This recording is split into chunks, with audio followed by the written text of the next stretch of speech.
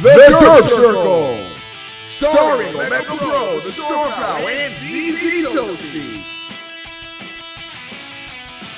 With the fantastic guest of nobody. This is the Derp Circle. Enjoy.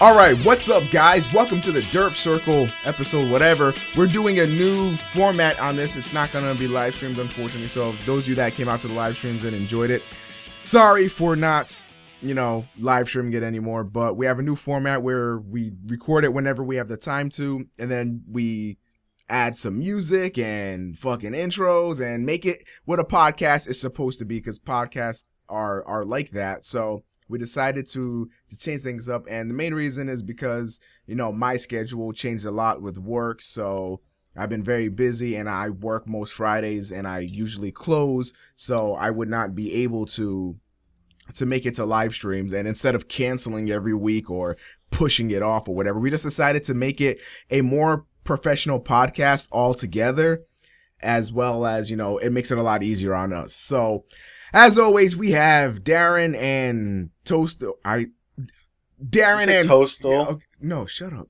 bitch. Yeah, no, you. We have TheStormPow and Toasty, and you guys want to introduce your cunts?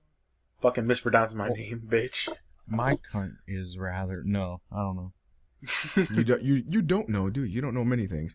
Okay, so what we have on the agenda for today, the first thing we're going to talk about, and if you guys will look somewhere on the screen, I don't know where I will put it because I have to edit this, and everything's going to be brand new. But hopefully there should be a little arrow button or something that is pointing to the right or whatever. And what that means is you can skip the topic that we are talking about right now. So what we're going to be talking about is The Dark Knight Rises. This will include spoilers. So if you guys don't want to hear any spoilers about the movie, then feel free to click that little button and we will go on to the next topic. And yeah, it'll be magic. It'll be like, oh my God, ball, what's going on? So we all saw The Dark Knight. I saw it, I don't even know, like 2 weeks ago or something. I don't even fucking know. When did you guys see it? We saw it on the same day that you did. Yeah. Oh, really? We all saw it on the same day. Yeah. I remember. I got home and we were like, yeah, man. So overall, what did you guys think about it? Go first, Darren. So far for me, movie of the year, better than the Avengers, which I know there's been a lot of comparisons, but I don't know. I haven't seen the Avengers, so I can't really make a statement on that, but it was definitely one of my more favorite movies that I've seen in a while. Yeah. Like, I don't know. I think it was a really good way to wrap up the trilogy, because that's kind of one thing that I was thinking about. Of course, there's going to be a lot of comparisons about Bane and the Joker, and like they both had their ups and downs, and it's kind of impossible to say which one was flat out better. But if you ask me, Bane was without a doubt the best way to end the trilogy, because what you see in The Dark Knight Rises with Bane damn near destroying the world, that would seem like if they made the Joker as the third and final villain, then him blowing up a hospital would seem like absolutely nothing, right, to end the trilogy with. Yeah, I mean, I know what you mean. Oh, wait, we didn't even let Toasty say what he thought about the movie. What do you think? It was a really good movie, even though I didn't watch the old school Batman movies, like Batman and Robin, even though that movie was thought of as shit. Like, I didn't see like a lot of the old ones. But I saw all of them, even the ones where there was nipples on the armor. Saw that. Yeah, I didn't see the old ones with like Poison Ivy and shit. But going back to what Darren was saying about how Bane is a good way to end the trilogy, I agree with that, because Bane is just he's just in every way superior to Batman, pretty much. Like, because if you guys don't know, in the beginning of The Dark Knight Rises, Bruce Wayne, aka Batman, he's pretty old. He has no like ligaments or something. What is it? He's like missing something in his legs. He has like none of it. Cartilage, I think. Yeah, cartilage. He has like no cartilage in his legs or whatever, and he uses a cane to walk, and he's got to go up against this guy who is even stronger than Batman was at his prime, and he's got to go up against him when he's pretty much an old fart. And goddamn, it presented something that you actually felt like you were in Gotham. You actually felt like there was nothing that could have been done, you know? Like, Bane was a badass, and Bane pretty much said GG no re, like 45 or maybe an hour into the movie or whatever. It was pretty much GG, Bane wins, and, you know, Batman loses. And yeah, I think that was a good way to end it, but at the same time, I feel like a lot of people wanted to see it end with Joker because Joker was played so well. And yeah, in The Dark Knight, he only blew up a hospital. But I mean, if they really wanted to make it on a larger scale and, you know, make it so that the Joker was the final enemy, they definitely could have, because the Joker could have, you know, released some toxin in the city or do some crazy ass shit that would have been bad news for everyone. But like, I don't know. I think that Bane was definitely a good way to go about it, and he was definitely way more of a threat than the Joker. The Joker more like fucked with people psychologically, whereas Bane will go in there and break your neck, pretty much. Yeah, I like Bane because he's a lot more serious in the Joker. Like, Joker just seems crazy. Like, he's not any type of serious or like brute strength like Bane is. Like, yeah. You remember the beginning of the movie, like when Bane like took down that airplane and shit? That was, yeah. That was so fucking awesome, dude. Yeah. Like, and Joker, the way I see it is like Joker, he has more finesse and he uses more, he will like get to you psychologically. Like, he fucking churned Harvey motherfucking Dent into an evil guy, pretty much. You know, he saw him in the hospital. He was like, bitch, you know, just said a bunch of bitch shit. And then Harvey Dent was like, damn, probably flip this coin and start killing people. All because of the Joker, you know. The Joker, he's sort of comparable to Hitler in a way. I mean, like, I don't know how, you know, exact they are, but I mean, you can say that they're both very influential. I mean, you wouldn't think that a normal person would want to go out and, you know, do these evil things. But when you have a powerful person dictating like Joker, or I guess Hitler, if you want to make a real life comparison, then like, yeah, it makes a lot of sense. The Joker is just, he's badass. And I do feel like the Joker was sort of a better character than Bane, but, you know, Bane was just, you know, more of a threat. And going on to that, I actually feel like, you know, Joker and Bane weren't necessarily characters, because what do we know about the Joker from The Dark Knight? Essentially nothing. What do we know about Bane? All we know is that he was in that prison thing, and we don't know how he got there. We don't know any of that shit. We just know that he was in there, and then that crazy bitch that betrayed Bruce Wayne got him out of there. We don't know how he got there, what he did to get there, what made him protect that girl. We don't know any of that. So I feel like if Christopher Nolan was to expand on that, you know, maybe like in the end of The Dark Knight, which I want to get to and talk about it all separately, but maybe if he did another trilogy of movies, he can explain like how those happen. Then again, I don't really know how they could do that, but whatever. I would just like to see a movie that explains Bane and Joker a lot more, I guess is what I'm trying to say. Dude, yeah. I don't know, but like, when I saw The Dark Knight a few years ago when it came out, when I saw the hospital blow up, I was like, damn, dude. They just blew up that hospital, like, right there, and just hopped in that school bus and everything. Yeah, but then you see Bane and but then you see Bane destroy the city. Yeah, you see like I saw the bridges falling, dude. That was pretty cool. I was like, damn. And the cool thing was you saw that in all the commercials, but when it happened, your heart still dropped. Yeah, you're all like, damn. Like and I gotta say one thing. I don't know how they did this, but every time Bane spoke, the theater was shaking, and it was such a fucking experience. If you guys are gonna go out and see The Dark Knight, please, unless you have a home theater system, watch it in theaters first, because it is an experience. The theater shakes. His voice scares you. You feel like he is talking into your fucking soul. It is some scary ass shit. I really liked his voice. I know some people complained about it, but I thought it was amazing. I mean, at some points, to be honest, I really couldn't understand what he was saying. But I mean, I guess the same could be argued for Batman, because, you know, a lot of times like, and I'm like, wow, his voice even got annoying at this point in the trilogy, because like there were a lot of people who already knew who he was, and it was so many other points where it's like, dude, the fucking world's gonna end. Who gives a fuck if they know who you are? Just like, I don't think that they're going to be like, oh, man, thanks for saving the entire world, but you're arrested for being a vigilante. No, I mean, here's the thing about that, though.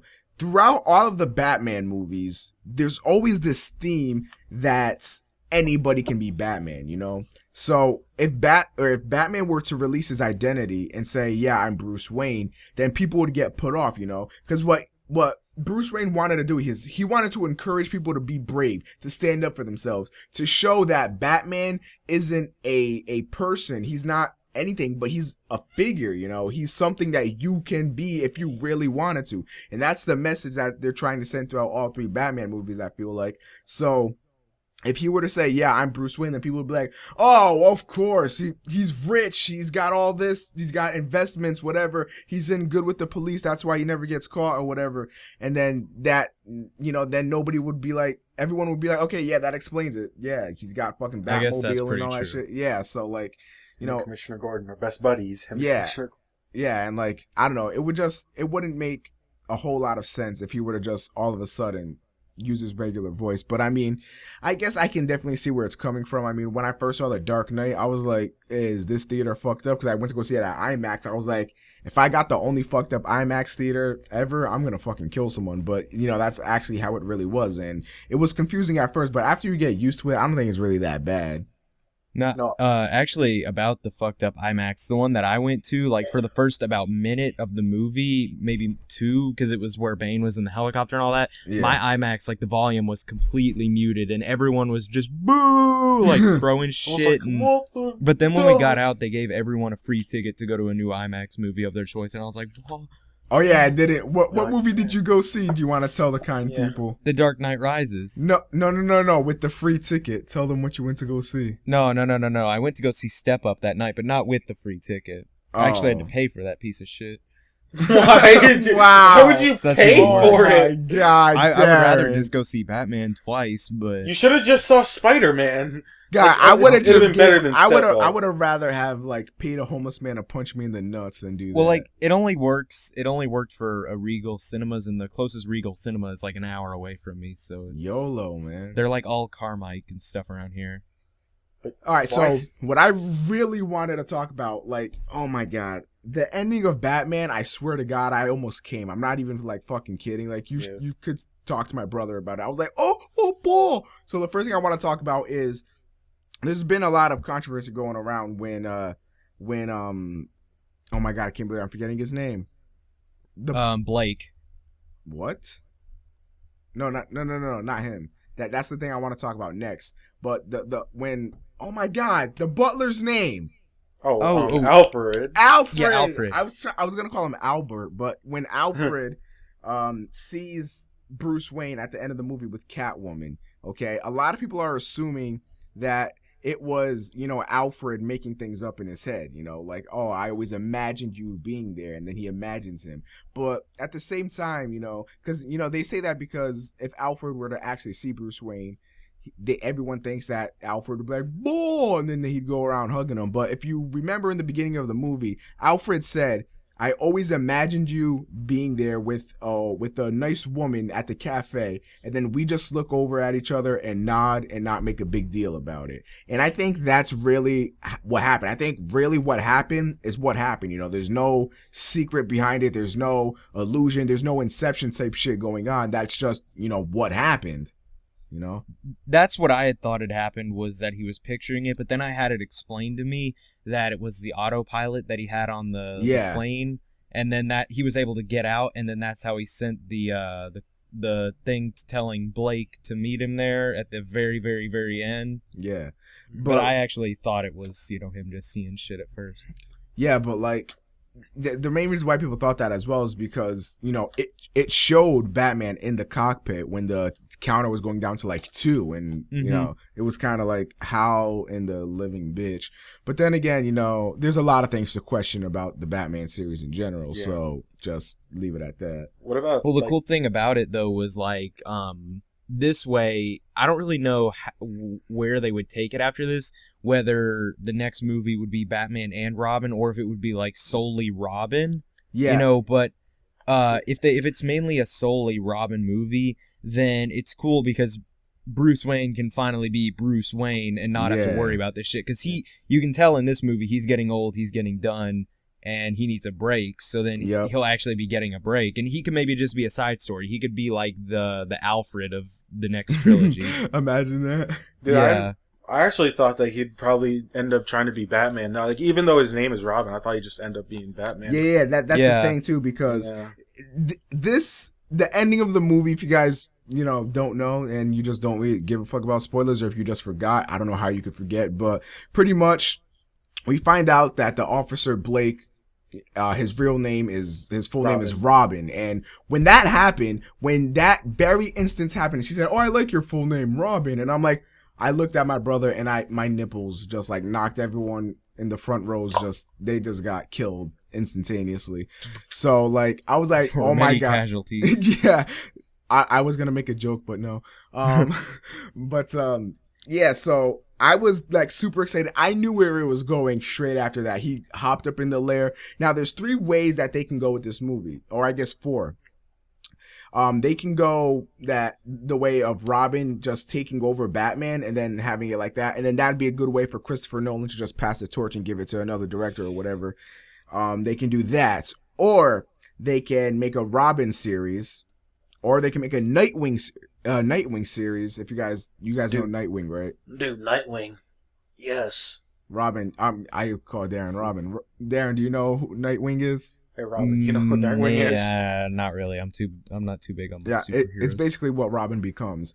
Or what I think they're going to do, or what I would think would be really cool to do, is make a series where it starts off as Blake, or I guess Robin, sort of becoming Robin, right? The second movie would be a Robin movie, and then the third movie would be a Nightwing movie. I think that'd be pretty fucking cool, because like it's like showing a transformation from a hero. He goes from the detective to Robin, and then from Robin to Nightwing, and I think that would be pretty badass in my opinion. Yeah. Yes. Like, I don't know, like I was saying, it could either be Batman and Robin, which would be cool, or it could be just Robin. Yeah, I mean, I think the thing is about that though, I don't think it will be Batman and Robin, because at that last movie, I mean, throughout The Dark Knight too, he's trying to escape it. He doesn't want to be Batman no more, Yeah.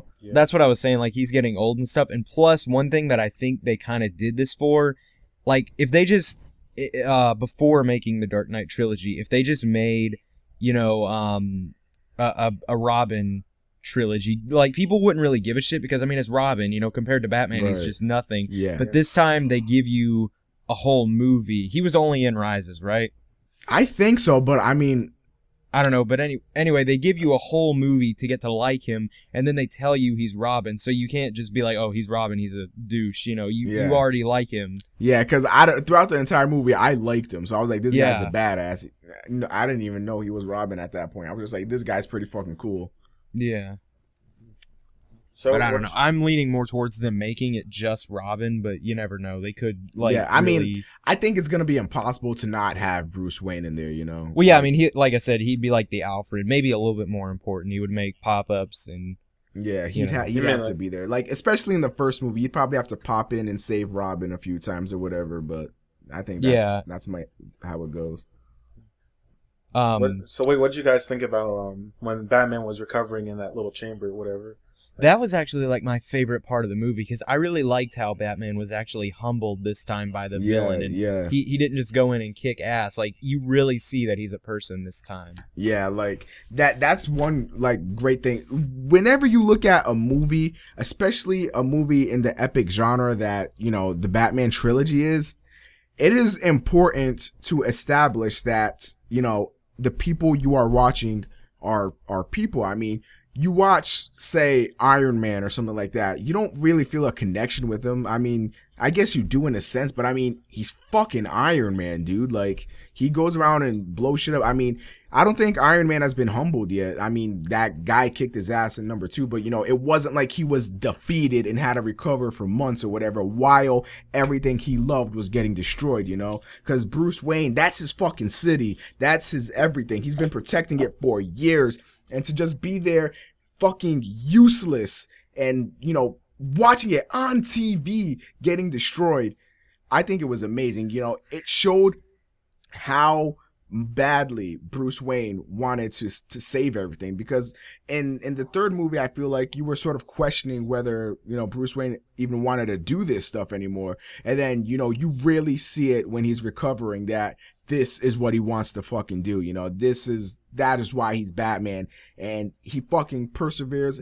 I'll tell you what, man, when he's fucking climbing that shit and he keeps falling or whatever, that is so fucking cool to see. I don't care if anybody thought, oh, they rushed through it, or, oh, that wasn't needed in the movie. I think it was very important to see. Maybe they could have spent a little more time showing him recover, but I mean, for the most part, what you're going to be doing, push-ups for like a 20-minute scene or whatever, no one wants to see that. I think they did a really good job, and I think it was just overall fucking awesome. The only thing I did not get is why the fuck Bane would leave a doctor in there with Batman. I don't know why he did that, but you know, whatever. I'm not questioning Bane. I don't want to die, but yeah, it was an amazing part of the movie. I think very important. It was like the pivotal point in the whole entire movie. Did you guys see like the trailers for the movie before you saw it? No, I didn't. Dude, Bane's voice was so hard to like recognize in that, and then I was like, shit, it's gonna be like this in the movie. Then I went in there and it's like so much clearer and easier to understand, and I was like, thank you, God. Yeah, I didn't watch any of the trailers. I wanted to go in blind. Like he sounds like that's what he sounded like, and I couldn't understand a word that he said. I think he said, "I'm Gotham's Reckoning," but I have no idea. Do you feel in charge? Yeah. Dude, that was awesome when the guy was like, I am in charge here, and Bane puts his hand on his shoulder and is like, do you feel in charge? I was like, they had all those badass moments. Yeah, dude, like, oh my God, Bane is so fucking cool. And like where he was saying, and you are the only man who can save this world, and then he just snaps his fucking neck, and everyone in the stadium is like, hell yeah. Yeah. Hell yeah. Dude, Bane is just ruthless. I think he's definitely more threatening than Joker, without a fucking doubt. What now? This is the kicker. Which actor do you think was better in their role, Joker or Bane? Well, the thing that I've been telling a lot of people is that Heath Ledger had a lot more to work with in terms of personality. I mean, the Joker had a whole lot more of a personality than Bane did, and when you're working with a character as one-dimensional as Bane, you really can't add a whole lot. True. Yeah, but I think that Hardy, I forget what his first name is, but Hardy, I think he did a good job with definitely the simple character that he had to do. He just had to be a badass, a real kind of cold-hearted. I don't really want to say royal, but the way that he kind of walked and talked did kind of come off like that. Yeah. Especially with the badass music in the background. He's like, I'm the fucking boss. He came off as like this really authoritative, I guess is the right word. He demanded respect and like respect my authority. Yeah, really. I mean, you wouldn't fuck with him, and he really did a good job with that. But Heath Ledger probably, I would imagine, you know, all in all, he has a better talent and all that stuff. But, and you also gotta think that Heath Ledger wasn't the only Joker. You know, a lot of people seem to forget that. There were like a lot of Jokers before, like. No. I mean, like, Heath Ledger wasn't the only guy that played the Joker in Dark Knight. Oh yeah. And I think I'm sounding so hypocritical here, but like I don't even know the guy's name that took over after Heath Ledger, but I couldn't tell a difference at any point in the movie. So he did a really great job too, but nobody ever seems to give him credit. I don't even know. Yeah, no one knows who that guy's name is. Nobody knows who he is. The guy that took Heath Ledger's place as Joker. Oh. I really didn't even know they were a different person, I guess, because I think I had it in my head that Heath had died after the shooting. No, I'm pretty sure it was during. I think. I'm not entirely sure. Oh, no. But you guys want to talk about something else? We done with Batman? Like, what's your final, like, 1 out of 10, 1 to 10? Oh, wait, what I want to talk about, forgot all about this, Dark Knight versus Rises. Which ones do you guys like better? Rises. Rises, yeah, a little bit more than the Dark Knight. I love the Dark Knight, but I like the Dark Knight. The Dark Knight Rises a little bit more than that. Yeah. I mean, the Dark Knight is still a fantastic movie, don't get me wrong. But. Yeah, like, Rises was a lot more epic, in my opinion. I mean, like I said, it really had the epic action stuff that you go for in a superhero movie, but it still had a lot of character and depth to it. It's probably, for me, just the only reason that, like, I'm saying that it's so close to Dark Knight Rises is probably because of, like, how I always remember Joker, like, when I used to watch Batman animated series and stuff. But, yeah. I don't know though. Like for me, I think The Dark Knight, like when I watch it, tends to drag. And I mean, I guess it could be because, you know, I've watched it so many times, but I think even the first time I watched it, it dragged a little bit because, you know, there was a lot of slow points in that movie. I feel like if I were to watch The Dark Knight Rises, you know, maybe even 2 times again, I don't think I'd feel like it dragged because it went by so quick for me, man. I like went into the theater and got out and I was like, what the hell? That was 2 hours and 45 minutes. It went by super fast, but goddamn, that movie was awesome. That's like a movie that you want to be longer, even though it's already long. Yeah, like, dude, I would have been down for 3 hours and 40. Can you imagine, dude? That's like how long the King Kong movie was, and like barely anyone liked that movie. That's how long like the beginning of the King Kong movie was.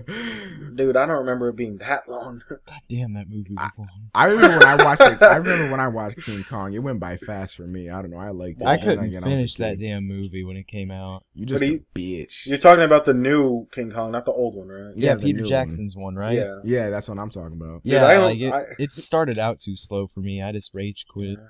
I owned the game for that on the PS2, dude. Well, my friend bought me a ticket, so I couldn't really rage quit even if I wanted to. So you didn't want to be a dick, be like, yeah, I'm sorry to waste your money, but no.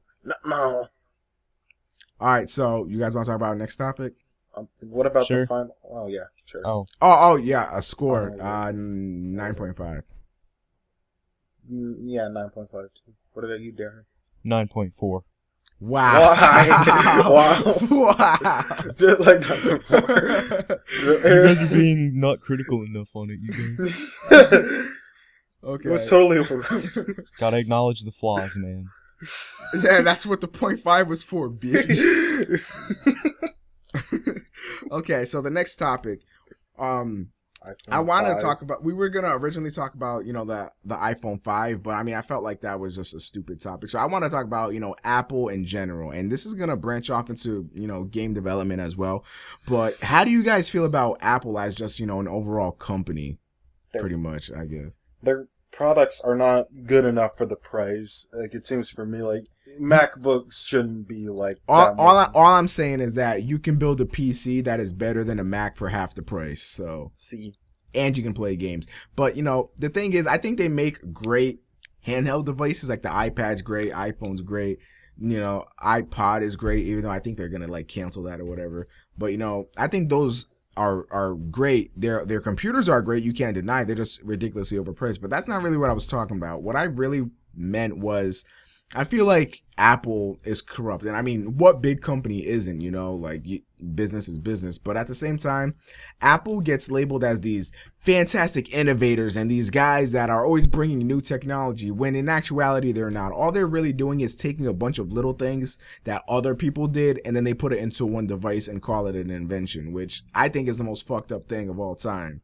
And did you guys know that back when YouTube was starting up and, you know, the iPhone came out, Safari struck a deal with Google, or I guess just YouTube at the time, and they were basically like, oh, hey, you want to put YouTube up on the App Store? I don't know why I was drawing a blank, but they're like, oh, you want to put YouTube up on the App Store? And they were like, yeah, sure, why not? We're just starting out and stuff.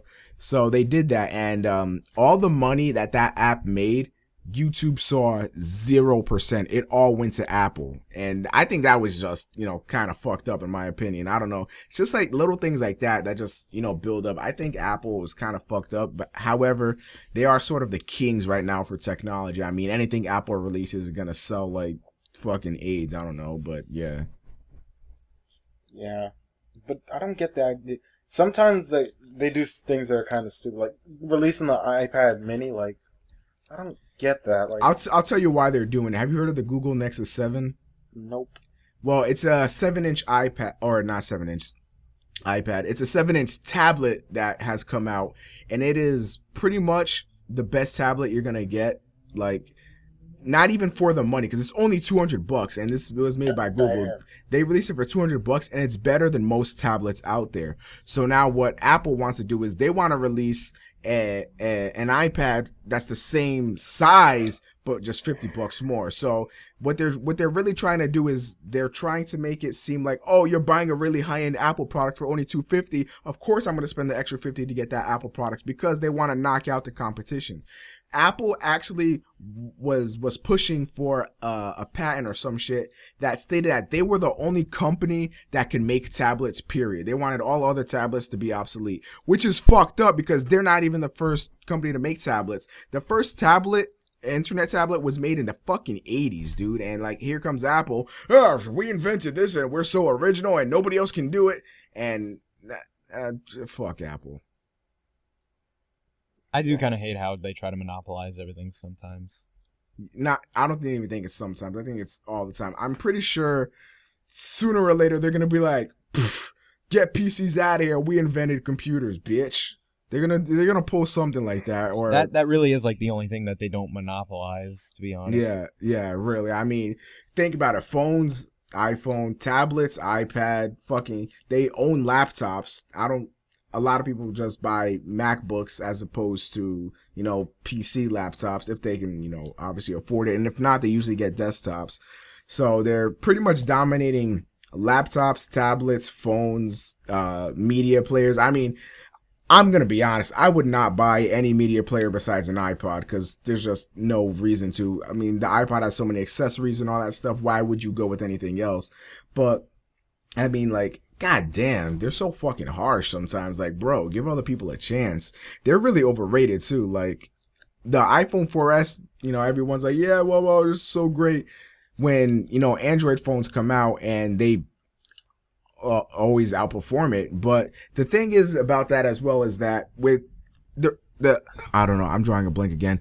But the reason why Android phones don't take over the iOS phones is because Android makes so many phones that it's impossible to keep track of, and a lot of the phones end up being out of date. When you buy an Apple phone, it's going to be up to date, it's going to be the latest, it's going to be the greatest. However, with a new Android phone, it might be low budget and it's not good and it's not fast and it might not do what you want to do, and then you just wasted your money. So that's pretty much I think that's the difference, is that, when you buy an Apple product, at the very least it's going to be good. When you buy, something else, you don't know how good it'll be. So I think that's why. Yeah, it is kind of like I know some people hear Droid and they think, oh, it's a jailbroken iPod, so then they think it's going to be a really high maintenance thing that they're going to have to be really technologically intelligent on. Yeah. So I don't know. So some people think that they can't get it because they won't know how to work it. I guess. I don't know, but that's just what I've heard from some people. But I mean, iPhones have like the simplest layout ever, 2 buttons. Yeah, that's true. But I don't know, man. I feel like, excuse me, I can't wait until, the iPhone 5. I might get that because I heard it's going to have like a bigger screen or something. That's the only downfall to the iPhones I can think of right now. I mean, besides being overpriced, I think that, the small screen is pretty shitty. The way it's supposed to look is kind of, like, they like the kind of flip down screen like on a phone. Sometimes like you turn to the side and like there's a little keyboard.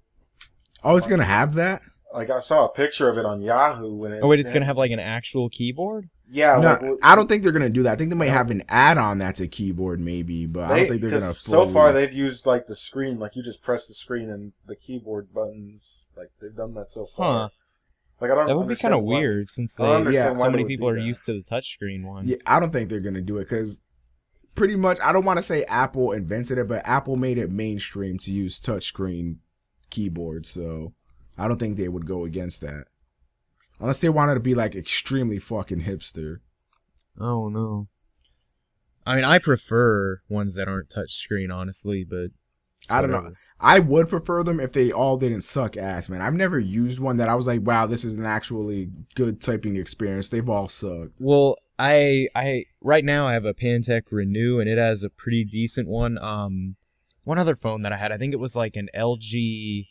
Neon 2, something like that. What in the ninja? Yeah, I know, because I don't use smartphones because I don't have data on my plan. But I know they had pretty decent non-touchscreen keyboards. But like, speaking of the keyboards, like I remember, I don't know if they do this in the newer iPhones, but like, autocorrect seemed to piss me off because like when you're typing like mid word and it would give you like your suggestion, you would click the little X button, but it would never close it. Yeah. Like that always pissed me off so bad. Yeah, that's the downfall of having the small screen, because sometimes you would try to click the X button, but then it thinks you clicked the little suggestion, then the suggestion will go. Because I've literally never once been able to hit the X. It pisses me off to no end. I mean, I have gotten just used to it, but yeah, it is a pretty bad design flaw. Having big fingers is just fucking stupid when it comes to stuff like that.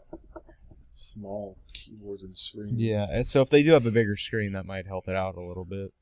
Yeah, I don't know about the iPads typing or whatever, but oh, dude, if you can't hit it on the iPad, then you must be like that's like playing hopscotch, dude. Like your whole finger just goes over the whole keyboard. There must be one giant. Dude, then it'll be like, hey, so if your hand's bigger than your face, goddamn cancers. All right, so speaking of douchebaggy corporations, how about that EA? Fucking asshole. What about them in particular? They suck. Oh, they charge that's real specific. They charge you for extra shit. Yeah, like all the stupid extra stuff that you got to get. You can't buy this game used because you won't get the multiplayer passcode. Well, Omega, have you by any chance seen the trailer for the Leviathan Mass Effect 3 DLC? Oh no, not yet. It's really nothing too big. It was mainly like a lot of very quick gameplay clips. Like the trailer was actually like a few minutes long, but all the clips were like a nanosecond long, so you really couldn't piece anything together. Like basically all you can tell is that I think it's gonna add like a personality to the Reapers somewhat, or a backstory at least to one. Let me guess. That'd be pretty cool. It's free, isn't it? No. Yeah, I don't think it's free. They did the extended cut free because that would just be total dick move if they did. Yeah. But I mean, this is an add-on that Yeah, you pay for it, just like Lair of the Shadow Broker and all that shit. We didn't earn this one. Because like I'm saying, because like I thought that they were gonna like give this for free too. Like everything's free now. Dude, if they did that, that'd be awesome. Nah, man, I'm entitled to the free content, man. Yeah, I'm entitled just because I bought the game. I'm entitled to all of the free content. Yeah, I mean this is definitely an extra, whereas extended cut, in all honesty, should have been in the original game. I mean, I hate to be that guy, but it should have. But have you guys ever played Dragon Age? I played like which one? The first one or the second one or both? Either. I played Dragon Age 1 a little bit, but not a lot. Yeah, so did I. I got to the part where you get your main three things, like your main three goals, and then I just kind of quit for no reason. I was just given the controller in the middle of when my friend was playing, and I just played it for like a few minutes, and I was like, I don't understand this. Excuse me. Like I liked it, but I mean, I didn't like how which mind you, like I said, I didn't get too much into this, so my opinion isn't that great, but I didn't like how basically every single time that you got into combat, you had to pause it to to assign everything. I liked it in Mass Effect where you could run into a battle and just fight, and you could pause it to give your squad mates further instruction or to get more in depth. But I didn't like having to pause like every single. You don't have to pause. What are you talking about? Well, it just seemed like every single battle I went into, I could never do anything. Like, I mean, I physically could, but like I don't know, I never seemed to get anywhere unless I had to pause it. And wait, pause it for what? Why would you ever need to pause it? Like, I think it was on the PC anyway, like space. Yeah, I did it on the PC anyway. Yeah, you're not supposed to fucking pause it for every little thing. You had hotkeys that you could have used. Well, whatever. I'm a noob, I guess. You're a stupid bitch, is what you are. I played on the Xbox, but yeah. Yeah, I played on the Xbox, and they just have the buttons there, and you're like, trololo. I don't know if it was any different on the PC. But yeah, it is, because on the PC, there's this whole different mode thing, that pause mode that you're talking about. That's not on Xbox. Shit. Yeah, I remember you tried to do like a little Let's Play of the first game. Yeah. And you were all like, yay! And then there was no next episode, and everyone was like, oh. I don't know. Yeah, that game's boring to watch, but it's fun to play, in my personal opinion. One thing I think is kind of weird and about like pretty much every single BioWare game, you get started and then they give you like this main conflict that's going on, and then they give you like three little side things to do, and then you get the end conflict. Like they didn't really do that in Mass Effect 2 and 3, but they did in like Dragon Age, Mass Effect 1. Yeah. Like, I don't know why BioWare does that. I guess they try to keep a signature deal going on in their games, but it just seems weird. Yeah, I know what you're talking about. I don't know. I mean, when you look at it like that, I guess it's sort of the same thing, but at the same time, there's always like polar opposites going on. In Mass Effect, there's fucking aliens and shit, and then in Dragon Age, there's Darkspawn. So yeah, I know. It's just I don't really know about that formula. I don't know if I like it or not. I can definitely see what you mean. It's like, hey, we're gonna present you with this huge thing you need to tackle, but first do these other three stupid things, and then you can get to there. Because like what it always does for me on my first playthrough of their games is I want to get to the end plot as fast as possible, so I like don't do any side shit. But then But like I did that in Mass Effect 1, and they reward you for doing all this side shit, and they actually kind of punish you for not. But in the same sense, I just want to get to the main plot, Yeah, it's just, I know what you mean. Yeah, like you skipped all the side stuff in Mass Effect 3, and you were like, it doesn't mean anything. Yeah, because I mean, especially in Mass Effect 1 and 3, because like in 2, I didn't really do any extra side stuff, but I did do every single loyalty mission, because I didn't want everyone to die, and plus I didn't mind it because at least those were really entertaining and had a little bit of story to them, As long as Liara didn't die, you're all okay. She's I think it's Liara is like the only squad mate that literally cannot die in the series. Because think about it, we'll see about that. She can't die in Mass Effect 1 just cause, and in 2 she isn't in your squad, so she can't die in the loyalty mission. I mean on the suicide mission. She can literally, if she dies in the trilogy, it's at the very end of Mass Effect 3. Oh, if you bring her with you? Yeah, and you don't have enough EMS. And even if you have high enough EMS, then you can send her out on a little transport thing. Didn't you kill everyone in your Mass Effect 3 playthrough? Shut the hell up. Didn't you? I'm just asking, didn't you? I don't want to acknowledge that she died, dude. You killed her. You are no husband. I killed Tally on purpose, though. No, you didn't. No, nigga. you didn't. I did. You know that you pressed the buttons to try and save her. You were trying. Don't lie. Okay, I did press the button because I was like, well, it's either Legion or Tally. Sorry, Tally, but GTFO. Dude, I didn't understand what was going on at the time. I was like, oh yeah, I was in the call when you were beating Mass Effect 3. And like, I kept telling you, dude, you're going to know when... Like, I just told you that I made a really bad choice, and you're going to know when it comes up, and you're not going to do it. But then, sure enough, he's like, well, yeah, sure, I'll save the Geth. I'm like, oh my god. Dude, why wouldn't I? I don't want to be scumbag Shepard, like... Exactly, because I was like, oh, well, the Geth are obviously a lot more important in this situation, I didn't know she was going to fucking commit Sudoku. She just goes there and commits suicide. Like, Legion dies no matter what you pick. Like, I know, I was so pissed off. I'm like, oh my god, are you... Because, like, I searched up the ending where you side with Tally, and, like, freaking Legion tries to jump on your ass, and I think Tally stabs him or something. Yeah. Like, damn. Like, both of those scenes were amazables. So, we good for the Derp Circle? I know this has been a short one, but... What are you going to title it? Who gives a shit? I'll figure So, yeah, that was it for this. Hope you guys like the new format. It's pretty much... hopefully we can get some longer ones down the line, but expect them to be a little bit shorter, or in this case a bit shorter.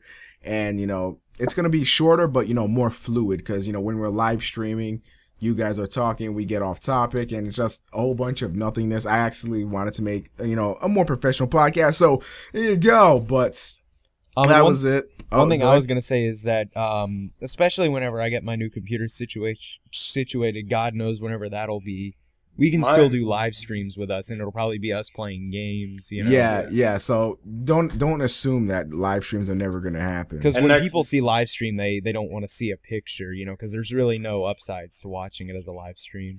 Yeah. Next month I should be getting my PC too, so we can all gourmet at the same time. Yeah, that's true. All right, so that was it for this. Hope you guys enjoyed the new format of the Derp Circle. Hope you all have a fantastic day. And I hope you choke on a dick. I hope you have a great day. Goodbye.